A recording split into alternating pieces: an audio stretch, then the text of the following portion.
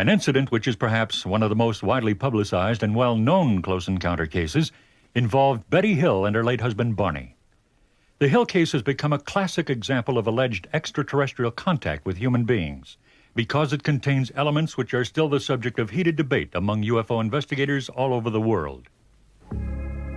On the 19th of September, 1961, as Betty and Barney Hill were driving in the White Mountains of New Hampshire, they saw a distant point of light which seemed to move erratically. As it moved closer, the light became more intense, Betty Hill remembers. When we reached what is called the Indian Head area, this craft left the top of the mountain, came out of the highway, and stopped in midair. Barney took the binoculars and started out of the car in an attempt to identify the craft. And as he did this, he saw a group of figures standing in the windows looking down at him. One was saying to him, "Don't be afraid. Keep looking, stay there. Don't be afraid. No harm's going to come to you, but stay there." And the craft started to descend. And Barney ran back to the car, saying we had to get out of there. They were going to capture us. And we took off speeding down the highway. There was a series of beeping sounds. That was all the Hills could remember about the incident when they finally arrived home, but they both had an uneasy feeling that there was something more. Months passed, but life was not the same for the Hills. Barney suffered recurring headaches. They were tense, upset, couldn't sleep. Finally, they took their troubles to a Boston psychiatrist, Benjamin Simon, who used hypnotic regression to discover the root cause of their distress. We relived where the ones on the craft were now on the ground, blocking so we couldn't drive. Barney put on the brakes, the car motor died. They separated, came up on each side, took us out, took us in a path through the woods, took us on board, gave us physical examinations. We were being kidnapped. Betty Hill remembers being able to offer a detailed description of her alien abductors. They were all shot. The leader, I would say, was my height or just a little taller than I am, and I'm 5 foot. They all had dark uniforms. I shouldn't say uniform. All had a one-piece dark clothing on. And some were wearing jackets, and some were wearing caps, others were not. They were bald, no hair, no eyebrows, no eyelashes, and no earlobes, no ear, we could say. Very large eyes, very small flat nose, thin slit for a mouth. Dr. Simon was astounded by Betty's hypnotic recall of the alleged abduction, mainly because Barney told him essentially the same incredible story in a separate hypnotic interview. Simon felt the possibility of a hoax was remote. The Hills had obviously undergone a traumatic experience, but was it real or an illusion? Betty Hill describes her experience aboard the craft. I was shown a star map. When he showed me the map, he said, "Do you know where you are on the map?" And I said, "No, I don't." So I assumed he meant our sun and planets.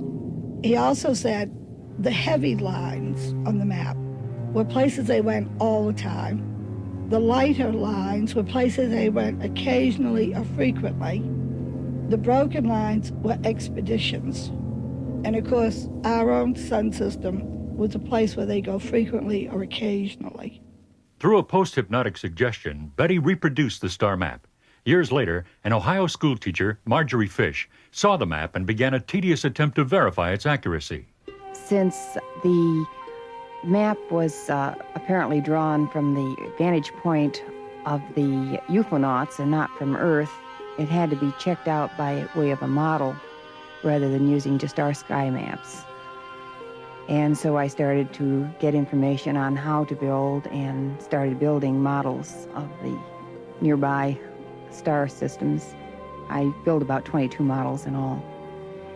When Betty claims to have seen the map, it was 1961. When she drew the map, it was 1964. The original data I worked with were catalogs from 1963 and 1964, and I was not able to find the whole pattern. I did get a large part of the pattern, but I couldn't fit in the last 3 that had lines to or any of the background stars. And when the 1969 Gliese catalog came out, then the last 3 stars fell into place, plus the background stars. And Betty could not possibly have drawn that map from anything that she had seen or could have used at the time that she drew the map as a hoax. Also, she doesn't have the astronomy knowledge to do so. And again, it could not have been a hoax by anyone else on Earth at that time. According to Betty Hill's map, the lines representing what she called trade routes converged on a pair of stars known as Zeta 1 and Zeta 2 Reticuli. They are barely visible to the naked eye, and those living in the northern hemisphere can't see them at all. Their estimated distance from Earth is just over 37 light years.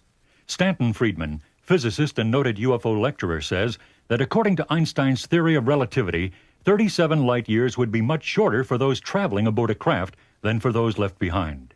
What Einstein really said is not only that things can't go faster than the speed of light, and he put it in a much more technical fashion than that, but that as you get closer and closer to the speed of light, time slows down for the things moving that fast.